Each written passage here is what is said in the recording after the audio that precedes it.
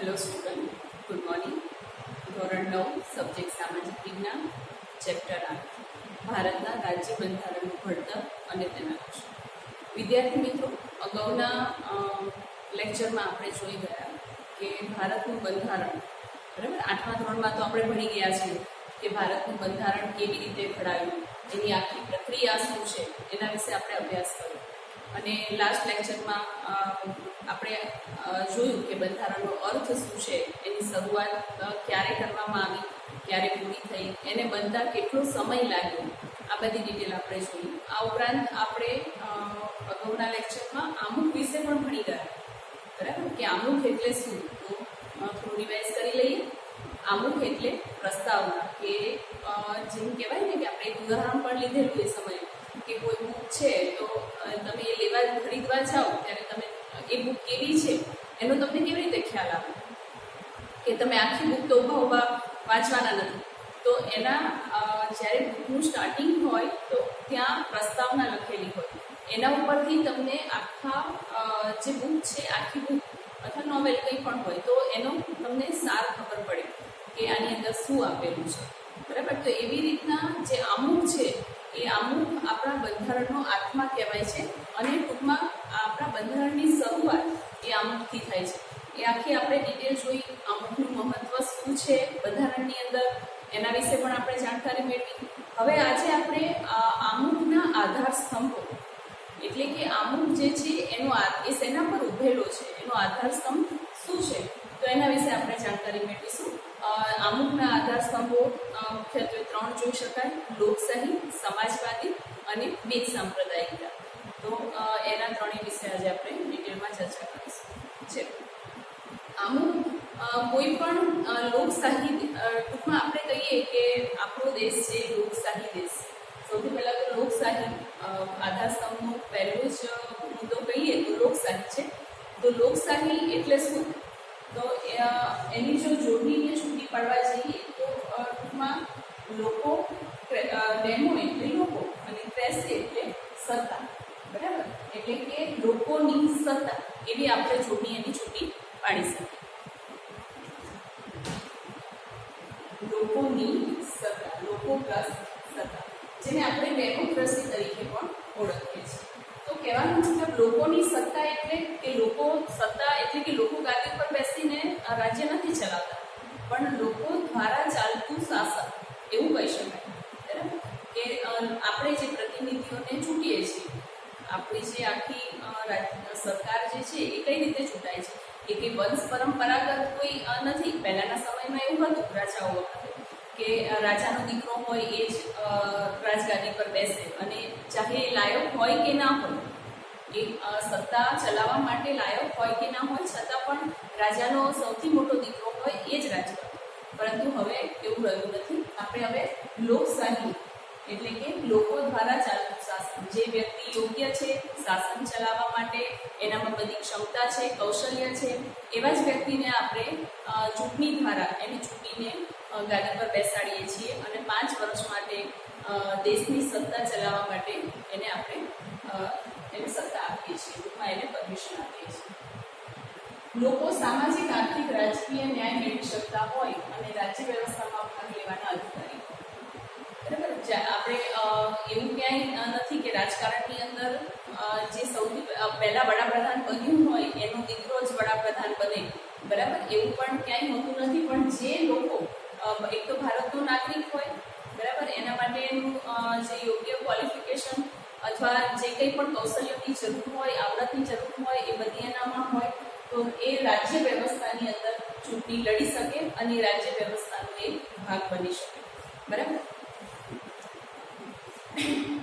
જો એવું બને કે જે વ્યક્તિ અત્યારે સત્તા પર છે એ જ વંશ પરંપરાગત, એમના જ વંશજો જો સત્તા પર આવે તો રાજ્ય છે એ કેવું બની જાય, નિરંકુશ બની જાય, બરાબર. સમજાય છે કે પછી એ વ્યક્તિને બીક ના રહે. અત્યારે તો આપણે 5 વર્ષ માટે કોઈ વ્યક્તિને ચૂંટીને મોકલીએ, બરાબર, તો એને એક ડર રહે છે પોતાની પર કે જો આ 5 વર્ષ દરમિયાન હું યોગ્ય કામ નહીં કરું તો ફરીથી હું સત્તા પર આવી શકીશ નહીં. એટલે આ એક ડર હોય છે. તો એટલે એટલા માટે એક નિયંત્રણ રહે, જે સત્તા પર આવનાર જે વ્યક્તિ છે એના પર નિયંત્રણ લે, એટલા માટે આપણે લોકશાહી અમલમાં મૂકી છે એવું કહી શકાય. અને ધારી લો કે આ 5 વર્ષ દરમિયાન જો સત્તા પર આવનાર વ્યક્તિ અથવા પક્ષ જો યોગ્ય રીતે કામ નથી કરતી તો લોકો એને સત્તા પરથી ઉતારવાનું જે કાર્ય છે એ પણ કરી શકે છે. બરાબર. એટલે ટૂંકમાં લોકશાહી એટલે આપણે જો ટૂંકમાં જ કહેવું હોય અને સમજવું હોય તો લોકોથી, લોકો માટે અને લોકો દ્વારા ચાલતું શાસન. આવું તમે લોકશાહી ની વ્યાખ્યા તરીકે જોઈ શકો. લોકશાહીની અંદર સંસદ અને કારોબારી.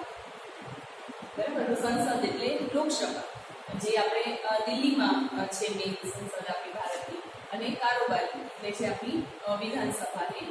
સંસદ કારોબારી, આ કારોબારી છે અબાધિત નથી, તે નિયત સમય મર્યાદા સુધી જ એનું સુકાન સોંપાય છે.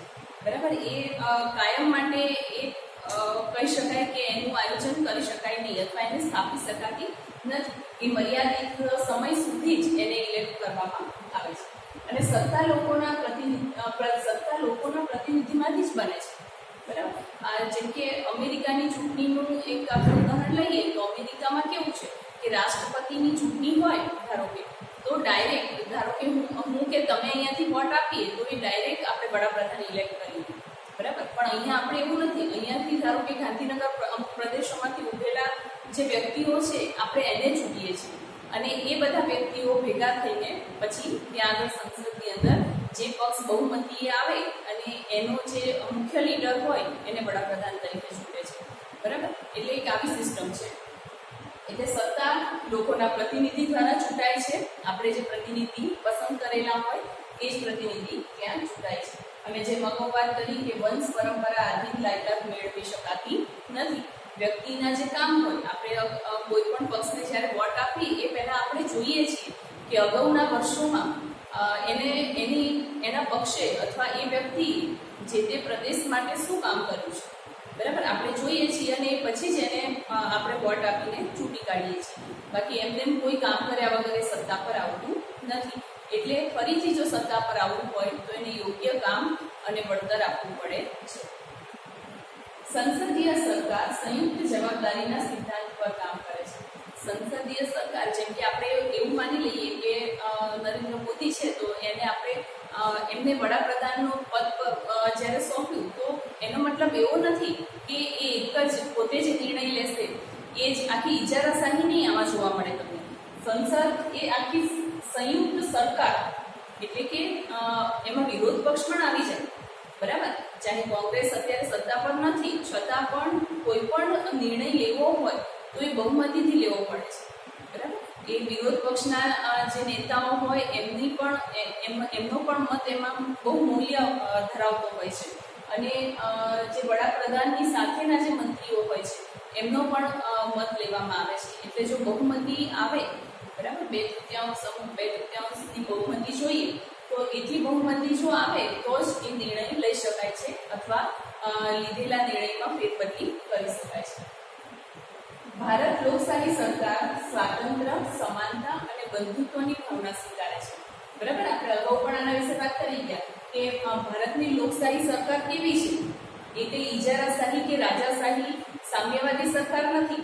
બરાબર. એ દરેક વ્યક્તિને સ્વતંત્રતા આપવામાં માને છે, સમાનતા આપવામાં માને છે, અને બંધુત્વ એટલે કે એ ભાઈચારાની ભાવના રહે, લોકોની વચ્ચે, પ્રજાની વચ્ચે ભાઈચારાની ભાવના રહે, એવી દરેક ભાવનાઓ આપણા ભારતની લોકશાહીએ સ્વીકારેલી છે. અને આપણે ખબર છે કે આપણે વોટ આપવા માટે કોઈ પણ સાર્વત્રિક મુક્ત મતાધિકાર એના દ્વારા આપણે સત્તા પર લોકોને ચૂંટીએ છીએ. એટલે કે 18 વર્ષ કે તેથી વધારે ઉંમરવાળું કોઈ પણ વ્યક્તિ એ પુખ્ત કહેવાય અને એ જ વ્યક્તિ મત આપવા માટે એબિલિટી ધરાવે છે એવું કહી શકાય. હવે આપણે આગળ વાત કરીએ સમાજવાદ. જો લોકશાહીમાં ભારતીય બંધારણના મૂળભૂત હકો એક પોઈન્ટ રહી ગયો.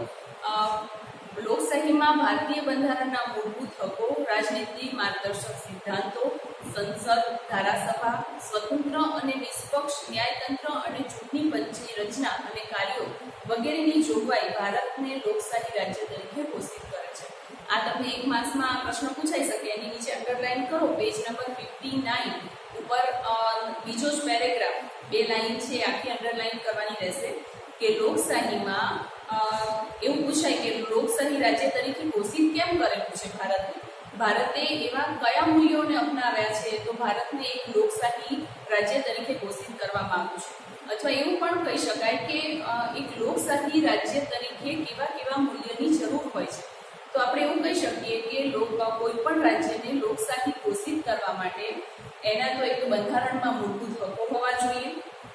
આપણે આમુખની અંદર જોઈ ગયા કે આમુખમાં એટલે કે આપણા બંધારણમાં કયા કયા મૂલ્યોનો સમાવેશ કરવામાં આવ્યો છે. તો એક તો મૂળભૂત હકો હોવા જોઈએ કોઈ પણ નાગરિકના, અને રાજનીતિ માર્ગદર્શક સિદ્ધાંતો હોવા જોઈએ, સંસદ ધારાસભા હોવી જોઈએ, સ્વતંત્ર અને નિષ્પક્ષ ન્યાયતંત્ર હોવું જોઈએ. બરાબર. પછી એ ન્યાયના હોદ્દા પર બેસીને એ રીતનું કે કોઈ રાજકારણમાં કોઈ મોટા હોદ્દા ધરાવનાર વ્યક્તિ હોય એને સજા ના આપવામાં આવે. આવી અસમાનતા જોવા મળતી નથી. કે કોઈ મોટી કોઈ સેલિબ્રિટી હોય તો એના પક્ષમાં જ ન્યાય આપવો, આવું પણ જોવા મળતું નથી. એટલે કે એક સ્વતંત્ર અને સમાન ન્યાયતંત્ર હોવું જરૂરી છે. એ આપણે સૌએ જોઈએ છીએ કે વીતેલા વર્ષોની અંદર પણ અમુક એવા સેલિબ્રિટી હતા કે જેમને કોઈ ગુનો કર્યો હોય તો એને એના માટેની સજા આપવામાં આવે છે. એટલે કોઈ એવી અસમાનતા જોવામાં મળતી નથી. ચૂંટણી પંચની રચના અને કાર્ય, આ બધી જોગવાઈઓ જે રાષ્ટ્રની અંદર હોય એ રાષ્ટ્રને આપણે લોકશાહી રાષ્ટ્ર તરીકે ઘોષિત કરી શકીએ છીએ.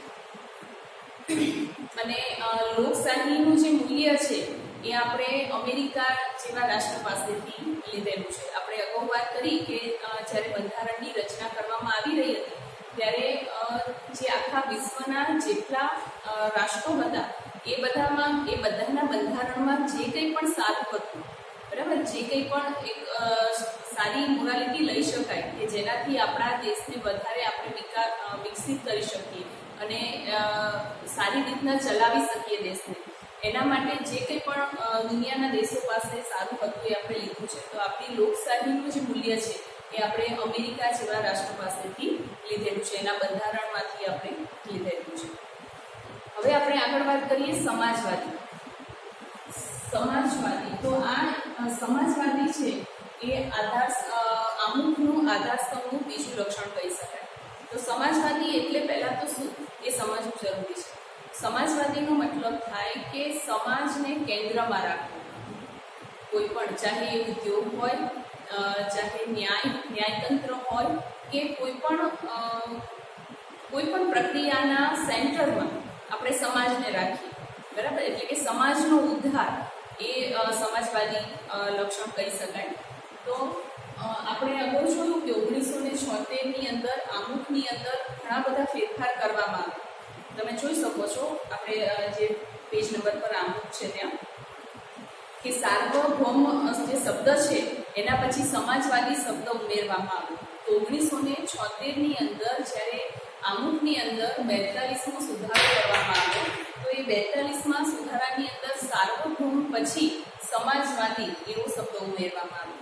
તો આપણને પ્રશ્ન થાય કે સમાજવાદી એટલે શું? તો જેમ આપણે વાત કરી કે સમાજવાદી એટલે કે સમાજને કેન્દ્રમાં રાખીને, સમાજના જે લોકો છે એને કેન્દ્રમાં રાખીને એમના જે માટે સારા કાર્યો થાય અથવા ટૂંકમાં એવું કહી શકાય કે એક સમાનતા જળવાય સમાજના લોકો માટે, એ માટે જે કાર્ય કરવામાં આવે એને સમાજવાદી કહી શકાય. ભારતમાં 1976માં આની નીચે અંડરલાઈન કરજો, યાદ રાખવા જેવું છે કે સમાજવાદી શબ્દ કઈ સાલમાં અને કયા સુધારામાં, એક આ જનરલ નોલેજના પ્રશ્નમાં પણ પૂછાઈ શકે એવું છે. તો 1976માં જે કટોકટી સમયે જે સુધારા વધારા કરવામાં આવ્યા, બરાબર, એ 42માં સુધારો કરવામાં આવ્યો, એમાં સાર્વભૌમ પછી સમાજવાદી શબ્દને ઉમેરવામાં આવ્યો છે. ભારતીય બંધારણ મોટાભાગની જોગવાઈઓ પ્રત્યક્ષ કે પરોક્ષ રીતે આપણને જોવા મળે છે. અને જેમાં સામાજિક ક્રાંતિ એવો શબ્દ આપણે વારંવાર સાંભળ્યો હોય છે કે સામાજિક ક્રાંતિ થઈ. એટલે સામાજિક ક્રાંતિનો મતલબ થાય કે લોકો અમુક રીતે ક્રાંતિ કરીને અથવા વિરોધ કરીને જે કંઈ પણ પોતે ઈચ્છે છે, પોતાની ઈચ્છા અનુસાર સમાજને ઢાળે, બરાબર, એને આપણે સામાજિક ક્રાંતિ કહી શકીએ. કે જે વર્ષો જૂની પરંપરાઓ કે રૂઢિઓ, એકાત્રે સામાન્ય ઉદાહરણ લઈએ કે જે વર્ષો જૂની પરંપરાઓ અને રૂઢિઓથી ચાલી આવતું જે એક માળખું છે એને બદલવાનો પ્રયત્ન કરે, અને એવી રીતે આપણે કહી શકીએ કે સામાજિક ક્રાંતિ થઈ છે. એટલે કે સામાજિક ક્રાંતિ સામાજિક અને આર્થિક સમાનતાને લક્ષ્યમાં રાખીને કલ્યાણ રાજ સ્થાપવાનો એનો ઉદ્દેશ હોય છે. સામાજિક ક્રાંતિનો ઉદ્દેશ શું? કે સમાજની અંદર સામાજિક કે આર્થિક રીતે કોઈ સુધારા વધારા કરીને એક કલ્યાણ રાજ સ્થપાય, એક સારું રાજ્ય સ્થપાય સમાજની અંદર, એ એનો મુખ્ય ઉદ્દેશ છે. તો આ કલ્યાણ રાજ, આની આ પણ એક પ્રશ્ન ખાલી જગ્યા તરીકે આ વાક્ય પૂછાયેલું છે કે સામાજિક કે આર્થિક સમાનતા દ્વારા ખાલી જગ્યાના ઉદ્દેશો સ્થાપવાનો પ્રયત્ન થાય છે. તો કયો? કલ્યાણ રાજ. કલ્યાણ રાજ એટલે સુરાજ્ય, જેની અંદર બધું જ સુવ્યવસ્થિત એક વ્યવસ્થાથી ચાલે એને કલ્યાણ રાજ કહીએ છીએ આપણે. સારું રાજ્ય એવું કહી શકાય. આમુખમાં તમામ નાગરિકોને સામાજિક, રાજકીય તેમજ આર્થિક ન્યાય અને સમાનતા પ્રાપ્ત થાય તેવી સમાજવાદી વિચારસરણી ધરાવતી સમાજ રચનાની સ્થાપનાનું ધ્યેય રાજનીતિના માર્ગદર્શક સિદ્ધાંતોમાં રાખવામાં આવ્યું છે.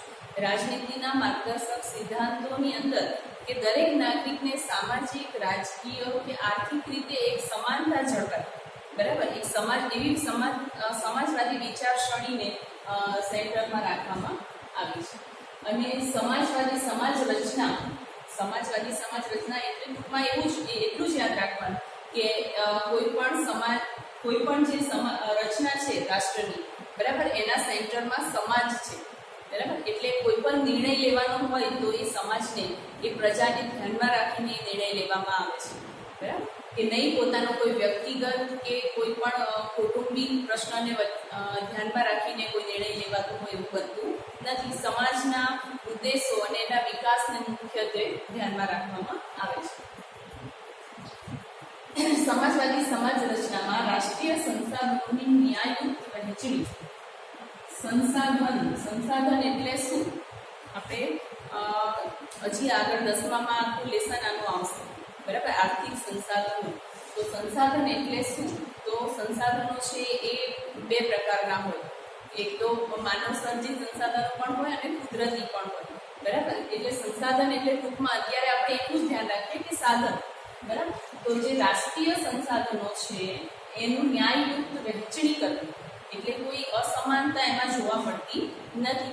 એ દરેક પ્રજાને પ્રજાનો વિકાસ થાય, સમાજનો વિકાસ થાય, એ લક્ષ્યમાં એની ન્યાયયુક્ત વહેંચણી કરવી, ઉત્પાદન અને વિતરણ કરવું, આવી વ્યવસ્થા રાજ્ય હસ્તક હોય છે, બરાબર. જે અમુક મોટા ઉદ્યોગો છે જેમ કે વીજળી, તો વીજળી છે એ રાજ્યને હસ્તક હોય છે, બરાબર. એનું ઉત્પાદન કરવું કે એની વહેંચણી કઈ રીતે કરવી તો એ રાજ્ય હસ્તક હોય છે. એ કોઈ ખાનગી ક્ષેત્રને સોંપાતું નથી, એ રાજ્ય સરકારને હસ્તક હોય છે. એટલે કે એનું ઉત્પાદન કરવું, કેટલા પ્રમાણમાં એની જરૂરિયાત છે અને લોકોને કઈ રીતે એની વહેંચણી કરવી. પછી એમાં એવું નથી હોતું કે જે ગરીબ પ્રદેશો છે તો ત્યાં આગળ વીજળીનું સપ્લાય ન કરવી, બરાબર, અમીર વર્ગ છે ત્યાં જ વીજળીની સપ્લાય કરી, આવી અસમાનતા જોવા મળતી નથી. કારણ કે આ બધી જ વસ્તુ જે રાષ્ટ્રીય સંસાધનોની અને ન્યાયયુક્ત વહેંચણી છે, એનું ઉત્પાદન છે, તો એ કોના હસ્તક હોય છે? રાજ્ય સરકારને હસ્તક હોય છે. તો આવી પ્રકારની જે વ્યવસ્થા હોય એ સમાજવાદી વ્યવસ્થા તરીકે આપણે કહીશું. અસમાનતા ઓછી કરવાનો પ્રયાસ હોય છે, બરાબર. લોકોનું જીવન ધોરણ ઊંચું આવે અને જે પણ મજૂર વર્ગ છે અથવા કોઈ પણ માલિક વર્ગ છે, આ બંને વચ્ચે જે અસમાનતા જોવા મળે છે આર્થિક રીતે, તો એ અસમાનતા પણ ઓછી કરવા. આર્થિક રીતે તો અસમાનતા છે જ, બરાબર, કે મજૂર વર્ગ છે એ વધારે ને વધારે ગરીબ બનતો જાય છે અને અમીર વર્ગ છે એ વધારે અમીર બનતો જાય છે. આવી અસમાનતા તો જોવા મળે જ છે, પરંતુ સરકાર એવા પ્રયત્ન કરે છે કે જે જીવન જરૂરિયાતની જે વસ્તુઓ છે એ બંને વર્ગને, ચાહે અમીર હોય ચાહે ગરીબ હોય, આ બંને વર્ગને સમાનતા ધોરણે મળી રહે અને જે ગરીબ વર્ગ છે એનું જીવન ધોરણ ચાહે શિક્ષણના ક્ષેત્રે હોય કે આરોગ્યના ક્ષેત્રે હોય તો એમનું જીવન ધોરણ ઊંચું આવે એવા પ્રયત્ન સરકાર કરે, જેને સમાજવાદની રચનાની અંદર આપણે મૂકી શકીએ. ભારતીય બંધારણ એક સામાજિક દસ્તાવેજ છે, બરાબર. એ કોઈ વ્યક્તિગત દસ્તાવેજ નથી કે કોઈ એક વ્યક્તિને લક્ષ્યમાં રાખીને, એક વ્યક્તિને ધ્યાનમાં રાખીને એની રચના કરવામાં આવી હોય એવું નથી. એટલા માટે ભારતીય બંધારણની જે આખું માળખું છે એ કેવું છે, એક સામાજિક દસ્તાવેજ આપણે કહી શકાય, કારણ કે એના કેન્દ્રમાં સમાજ છે, બરાબર. સમાજના લોકો છે, પ્રજા છે, કે એમના હિતોને ધ્યાનમાં રાખીને એ આખું બંધારણ ઘડવામાં આવ્યું છે. આપણે જે વાત કરી કે કેટલા વર્ષ થયા હતા, 2 વર્ષ અને ઉપર 2 વર્ષ ઉપર કેટલા મહિના હતા, 2 વર્ષ અને ઉપર કંઈક 18 દિવસ, એ રીતનું આખું એને બનાવતા વાર લાગી, બરાબર. આખું બંધારણ બનાવતા એટલો ટાઈમ લાગે. તો એ સમય લેવાનો મતલબ એ જ હતો કે સમાજના જે લોકો છે એમની જે સમસ્યાઓ છે એનું એ બધી સમસ્યાઓનું પૂરતું ધ્યાન રાખીને પછી જ બંધારણ બનાવવામાં આવે. એટલા માટે આ બધી જ બાબતોને એની અંદર સાંકળી લેવામાં આવી છે. ટોટલ 166 બેઠકો થયેલી અને 385 જેટલા જે મહાનુભાવો છે એમને આખું બંધારણ બનાવવાની અંદર પોતાનો ફાળો આપેલો, બરાબર. તો આ રીતે આપણે જોઈ શકીએ કે બંધારણની મૂળ કેન્દ્રમાં સમાજ છે, એટલા માટે એને કયો દસ્તાવેજ કહી શકીએ આપણે, સામાજિક દસ્તાવેજ કહી શકાય. હવે આગળ આપણે બિન સાંપ્રદાયિકતાની વાત કરીએ તો બિન સાંપ્રદાયિકતા એ પણ શબ્દ 1976માં 42માં સુધારાની અંદર આપણા આમુખની અંદર ઉમેરવામાં આવેલો. બિન સાંપ્રદાયિક, સંપ્રદાય એટલે ધર્મ, અને બિન સાંપ્રદાયિકતાનો મતલબ થાય કે રાષ્ટ્રએ કોઈ પણ ધર્મને, કોઈ પણ સંપ્રદાયને પોતાના ધર્મ તરીકે સ્વીકારેલો ન હોય, બરાબર. જેમ કે અમુક દેશો છે કે એ દેશોએ એક આખા રાષ્ટ્રએ જે ધર્મ સ્વીકારેલો હોય અને એટલા માટે એમાં વસતી જે દરેક પ્રજા છે, દરેક નાગરિકો છે, એને કમ્પલસરી રીતે એ ધર્મને અપનાવવો પડતો હોય છે. પરંતુ ભારત એવો દેશ છે, બિન સાંપ્રદાયિક દેશ છે, કે જેની અંદર લોકોને છૂટ આપવામાં આવે છે કે જેને જે ધર્મ પાળવો હોય, બરાબર, અને જે ધર્મને અનુસરવું હોય એ ધર્મ એ પાળી શકે અને એને અનુસરી શકે. એટલા માટે બિન સાંપ્રદાયિક એવું આપણે નામ આપવામાં આવ્યું છે. એટલે કે આપણું ભારત છે બિન સાંપ્રદાયિક એટલે કે સેક્યુલર રાજ્ય છે અને દરેક ધર્મને સર્વધર્મ દ્રષ્ટિએ જોવામાં આવે છે. કોઈ એક ધર્મને, જેમ કે આપણે અહીંયા જોઈ શકીએ કે 70% જેવી વસ્તી ભારતમાં જોઈએ તો હિન્દુ ધર્મની છે, છતાં પણ દરેક ધર્મ માટે એક સરખો ન્યાય છે.